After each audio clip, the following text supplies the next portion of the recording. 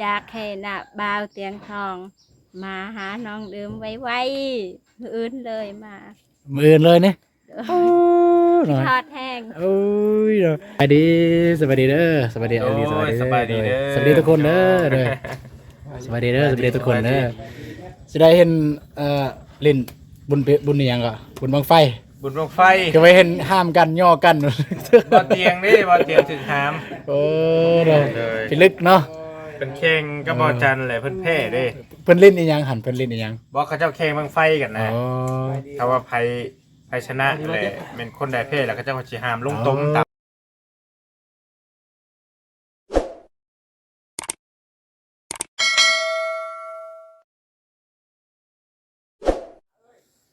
เอากราบทักทายสบายดีเด้อสบายดี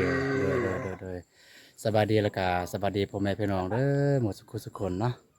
มื้อนี้ก็บ่าวตูนก็อยู่บ้านน้องเดิมคือเก่าทางบ่าวตูนกับบ่าวเจ็บก็สุดเก่าพี่น้องเนี่ยบ่ได้เมื่อบ้านเพราะว่ามันมื้อวานนี้ก็อยากดึกแน่แล้วก็ไปหาหมองนอนอยู่ในเมืองเนาะพี่น้องเนาะแต่ว่ามื้อนี้พิเศษก็มีทีมงานไอ้เบาลีไอ้เบาเหย้าเพิ่นมาเมื่อคืนนี้เพิ่นมาฮอดเนาะถ้าผู้ใดได้เบิ่งคลิปของไอ้เบาเหย้าหรือเบาลีก็น่าจะเห็นเนาะน่าจะเห็นอยู่ในฮัทเนาะก็มื้อนี้ก็มีแต่ว่าสิไปอัปเดตเบิ่งเฮือนของไอ้สร้างทีมงานสร้างเพิ่นเฮ็ดฮอดใส่แล้วเนาะแต่ว่ามื้อนี้เมื่อวานนี้เพิ่นก็แอมน้อยเดียวแต่มื้อนี้เพิ่นแอมฮอดใส่แล้วก็สิไปเบิ่งแล้วก็มีไม้แน่ของทีมงานที่ซื้อมาเพิ่มเนาะแล้วก็จะไปถามสร้างเพิ่นโอเคไปเนาะก็มื้อนี้ก็อยากมาไว้แด่เนาะบ่เจ็บเนาะมาไว้แด่มื้อนี้ก็เพิ่นทางหลังเพิ่นเอาไว้เนาะปาโทเรียบร้อยเพิ่นสร้างเพิ่นจะเทิงแต่จังน้อยสิเข้าไปหาเพิ่นน้องเอ้ยเนาะคือเก่าบ่าวตูนก็สิไปยามลูกชายเพิ่นน้องเอ้ยบ่าวตูนสิไปยามลูกชายของบ่าวตูนชื่อโปโลเฒ่ากับโปโลพี่เนาะมาแล้วเพิ่นน้องเอ้ยโอ้รู้สึกว่ารอขึ้นเด้เนาะเฒ่ากับโปโลรอขึ้นเนาะเอ้า อย่าเป็นลูก คือกัน เล่นมาซะ รอขึ้นซื้อเฒ่ากับโปโลได้นี่เฒ่ากับโปโลนะก็สิไปถามทักทายทีมงานก่อนสบายดีเด้อสบายดีเอาดีสบายดีเด้อสบายดีทุกคนเด้อเด้อสบายดีเด้อสบายดีทุกคนเด้อจะได้เห็นลิ้นบุญนี่ยังก็บุญบังไฟ บุญบังไฟ ก็ไปเห็นห้ามกันย่อกัน บ่เตียงนี่บ่เตียงถึงหาม โอ้เด้อพิลึกเนาะ เป็นเข่งก็บ่จันแหละเพิ่นแพ้เด้ เพิ่นลิ้นอีหยังหันเพิ่นลิ้นอีหยัง บ่เขาเจ้าแข่งบังไฟกันนะ อ๋อ ถ้าว่าไผชนะแหละเป็นคนได้แพ้แล้วเขาเจ้าก็สิหามลงต้มตามหลักไปเลยหามลงต้มแต่ว่ามันบ่มีต้มเด้เดี๋ยวนี้ ที่จริงข่อยกับชนะว่าบุญชาวบ้านได้พังไพมา บ่เจ้าก็มีบังไฟบ่ เนาะกินส้มวะ ไม่ได้ยินชมเด้อ กินส้มทางทีมงานครับ แข่งก็ว่าบุญชาวบ้าน เนาะ แต่ว่าตอนจูดนะว่าบุญชาวบ้านบ่อยู่ เนาะก็ไม่ได้ว่าสิไปหาน้องเดิมตักทายกองเขาได้เป็นเนาะ เราดีใจ อืม ให้ด้วยความตื่นตันดีใจว่ามันให้โศกให้เศร้าโอ้ สวัสดีน้องเดิมสวัสดีเลย ตูน ไอ้บ้างแห้งได้ ใหญ่ใจบุญทานสบายดีซีมไทยของเราวต่างประเทศสบายดี ไปใช่น่ะ เห็ดหยังอยู่เนี่ยเห็ดหยังอยู่เนี่ย เจ็บเลยเจ้า นาง ชมกันบ่ กับนักบ่าวลีนักบ่าวยาวนักบ่าวอนง รู้สึกจะได้แน่แบบเนี่ยทางซองนาบาวเพิ่นกลับมาอีกเนี่ยรู้สึกจะได้แน่เนี่ย ดีใจตื่นเต้น รู้สึกดีใจเต้นแห้ง โดย คันมีไก่ในคาแล้วบ่ไก่ ค่ะ คันได้เลี้ยงไก่ในราคาเลย โดย โทน้องเดิมมาสิฆ่าไก่ให้กินนี่เด้ โอ้บ่เด้อบ่ตำมะฮุ่งดีกว่า ตามมาคุ้ง ตำมะฮุ่งเราจะขาไก่ชิ้นเดียวบ่เอาดีกว่าหาเก็บผักนี่ตรงนี้ ว่าน้องเดิมว่าถ้ามีไก่ว่าสิฆ่ากินได้ไก่ซะเนาะว่าสิฆ่ากินแต่ว่าทีมงานว่าเอาตามมาคุ้งดีก่อน แนวนี้เรามากินมามีมาวะ นะ มีอยู่ข้ามาอยู่แล้วกิน เด้อ เลิกแล้วมา สอนแล้วอยู่กับพวกนาบาวเด้อเพิ่นใส่หยังเพิ่นหาหยังก็หายเพิ่นเห็นบ่หายไปก่อนสิถ่ายอัปเดตอันนี้ก่อนเนาะ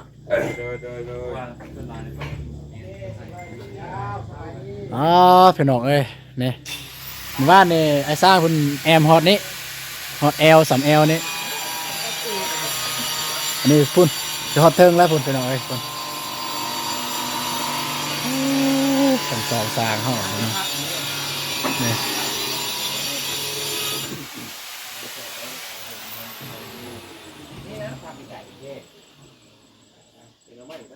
โอ้ไปหน่อยอยู่เทิงพุ่น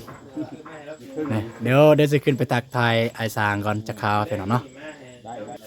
าะกับความคืบหน้ากับบ่ได้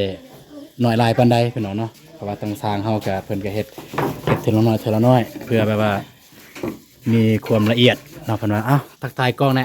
ไอแดงเจ้าสบายดีเด้อสบายดีอันนี้ก็สืบต่อแอมคือเก่าเนาะแม่นเด้อคือเก่าทางเฮือนเหมือนเดิมก็กำลังก้าวเข้าสู่ความสำเร็จของเรา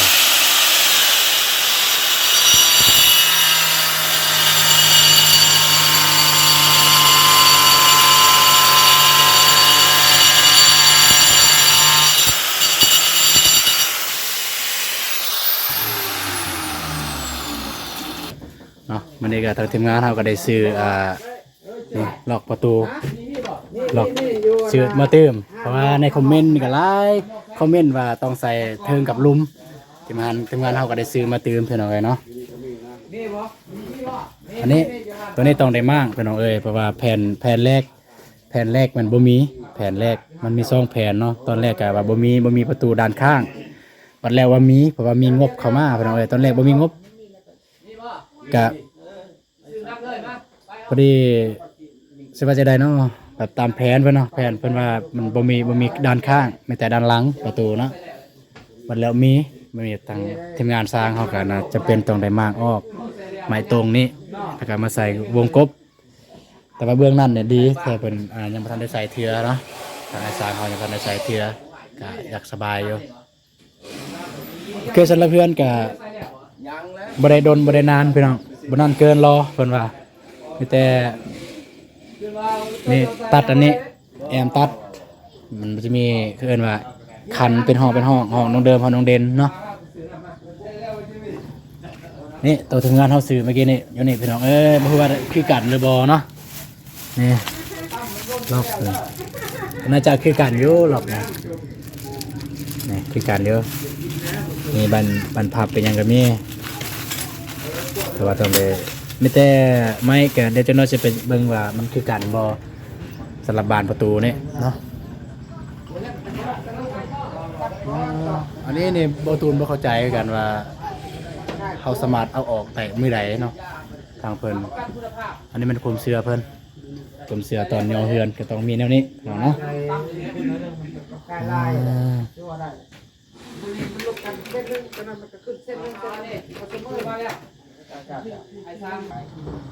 เนาะก็ตั้งทีมงานไอ้สร้างเฮากำลังเฮ็ดก็คือเป็นแบบว่าจิตหนึ่งใจเดียวเพิ่นแหละเพิ่นว่าเนาะเฮ็ดบ่ได้เฮ็ดผู้เดียวผู้หนึงบ่ได้ดอกก็บ่แล้วเพิ่นว่าเนาะก็ต้องได้เฮ็ดหลายคนจับปานนี้จับปานนั้นผู้ละเล็กผู้ละน้อยเนาะทาง FC เฮาก็มาเบิ่งทุกมื้อพี่น้องFC ไอ้แดงเพิ่นว่ามาเบิ่งไอ้แดงเฮ็ดเฮือนมาเบิ่งทุกมื้อมาให้กำลังใจไอ้แดงทักทายสบายดีเด้อสบายดีสบายดีมะม่วงกันคือบ่เก็บไว้แนวบ่เป็นดอกก็ไว้แนวซื้อเท่ากับโปโลได้หันเด้อเขาว่าอยากได้แนว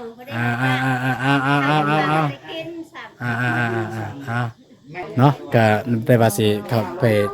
ทักทายสร้างล่ามสบายดีเด้อสร้างล่ามสบายดีสบายดีเด้อไอ้ลอยสบายดีเด้อเฮ็ดหยังอยู่นี่เจาะบ่เจาะขออนุญาตถ่ายเด้อได้เพิ่นเบิ่งเจาะเลยแม่นเจาะเลยเดี๋ยวสิถ่ายให้อัปเดตให้เพิ่นเบิ่งหน่อยนึงเนาะทางสร้างเฮาก็เฮ็ดห้างเพิ่นห้างนั่งเพิ่นว่าเนาะคันบ่เฮ็ดมันบ่ฮอดแม่นนี่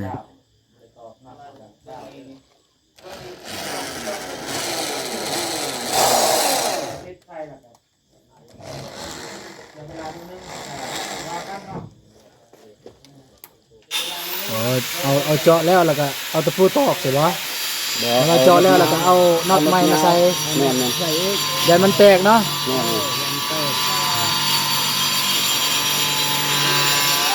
เฮ็ดเพื่อใช้ย่ามๆเลยโดยโอ้ยเฮ็ดนี่เราอย่างเชื่อเพื่อนนั่ง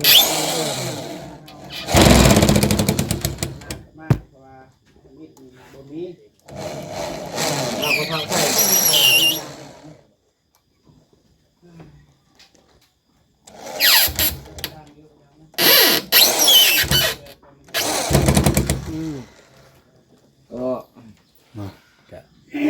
สีเหียบห้อยแล้วพี่น้องเนาะทำแต่แอมเบื้องนี้มือนี่สำหรับมือนี่ ได้เป๊ะ เป๊ะไปดิเป๊ะ รถนั่นนึงบ่รถนั่นนึงก็เอาขึ้นมาเอาออกไปตัดไหมไปสิประมาณเดือนผ่านตรงนี้เขาก็ใส่บนใบมันพอดีมันก็ขึ้นเลยเลยเย่ เนาะคือเจ้าอัปเดตการละเอียดของไอ้สางคือเจ้าขนาดเนาะ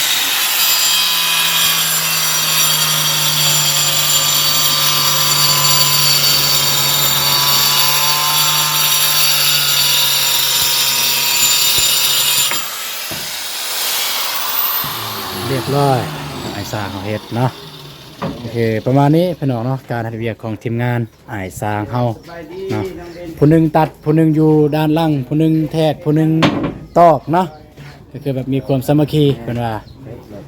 ก็คือเบาตูนเบื้องต้นท่านถ้าเฮาบ่ได้บ่มีการสามัคคีเวียกก็สิบ่ไป เบิ้งเส้นจับเลยเบิ้งเส้นเอามันพอดีหมดเลย ก็คือหน้าที่ด้านในกับหน้าที่ของไอ้แดงผู้แทกตัด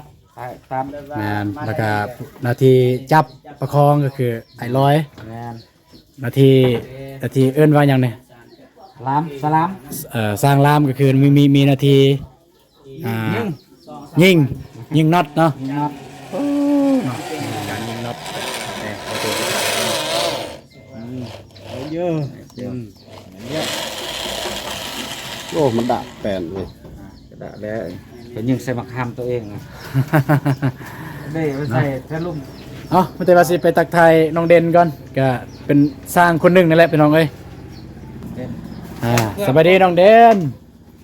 สบายดีเด้อเอาเห็นถูกมือเนาะมาซอยสร้างเป็นจังไดแน่สึกจังไดแน่เดี๋ยวนะเมื่อยเป็นหยังบ่สบายบ่ฮะเมื่อยโอ้บ่ได้ยินเมื่อยรู้สึกบ่สบายบ่แล้ววันใด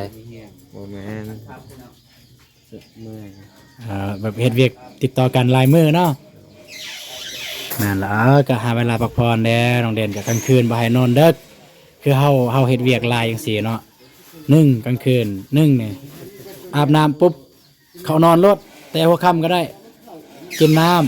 ำเนาะกินน้ำหลายๆเพื่อร่างกายมันจะสดชื่นแล้วก็นอนตื่นเช้ามานอนเต็มอิ่มรถเต็ม8ชั่วโมงเนาะ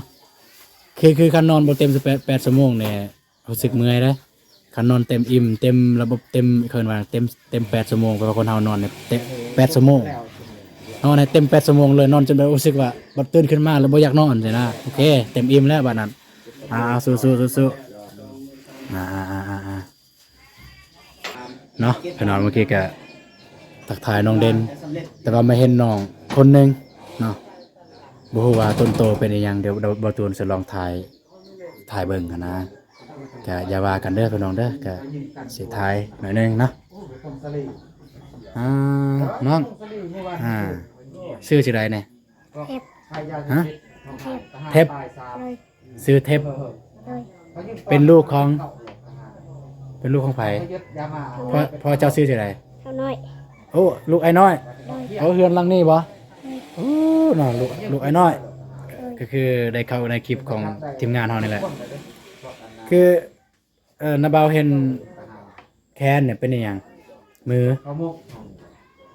ใส่เบิ่งในมือจ้ะนี่เป็นอีหยังเนี่ยเป็นตะดนหรือบ่ โดย เอาได้ใส่ยาแล้วบ่เนี่ย ไป ได้ใส่ โดย ยาไผซื้อให้ อย่าเบานม ยาเบาเอานงซื้อให้ แต่ยังบ่เศร้าใส่แต่เทื่อเดียวนี่ตอนเศร้าน่ะตอนใส่เนี่ยรู้สึกจังไดรู้สึกดีบ่หรือว่าบ่ดีดีเนาะตอนนี้มันเป็นอีกเนาะโอเคสิเป็นพยาธิต้นโตนั่นแหละพี่น้องเอ้ยพยาธิผิวหนังเนาะส่งก็บักใหญ่เนาะเนาะเอาลูกของไอ้น้อยพี่น้องเอ้ยผู้นี้เนี่ยจะว่ามีพยาธิส่วนโตพยาธิผิวหนังพี่น้องเอ้ยเป็นตาลูโตนเนาะอยู่กับต้องเกาต้องอันนั้นตลอดเวลาพี่น้องเอ้ยเนาะคือเกาพี่น้องเอ้ยตอนนี้ก็มุงเบื้องนี้เนาะแอมมันเป็นมุงแอมเบื้องนี้ความห่างอันเนี่ยนี่กับวันนี้เท่าไหร่เนี่ย50โอ้50ความห่างเนี่ยมัน50พี่น้องเอ้ยสำหรับไม้ตรงเนาะไม้ตรงมันความห่าง50พี่น้องเนาะไม้ตรงไม้ยังอื่นลูกตั้งลูกตั้งความห่างลูกตั้งเนี่ย50พี่น้องเนาะก็สิเฮาอยากได้สำนั้นเองอ๋อพอดีแล้วซั่น50เต็มที่แล้ว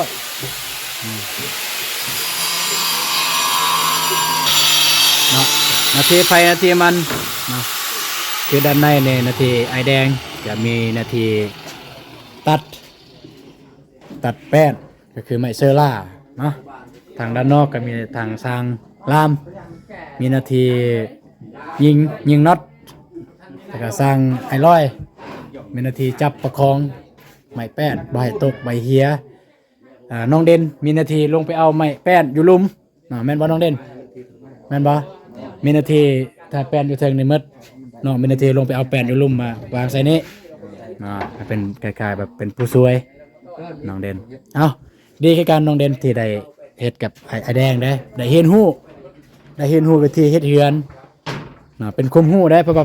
ปฏิบัติตัวจริงตัวนี้ดีคือการเอาดีเป็นการดีเนาะทุกคนอันนี้คือด้านหน้าของเฮือนน้องเดิมด้านหน้าก็คือกะงามแต่ว่ามันทึกบังแน่บังกกไม้ของไอ้น้อยเนาะกะงามถ้าสิงามคือเฮือนเฮาต้องเบิ่งทางหน้านี่แหละถ้ามันสิงามก็ต้องงามทางหน้าเนาะสิได้ว่ามีกกไม้ทางหน้าเนี่ยก็เลยว่ามันบังเฮือนพี่น้องก็บ่ว่ากันพี่น้องเอ้ย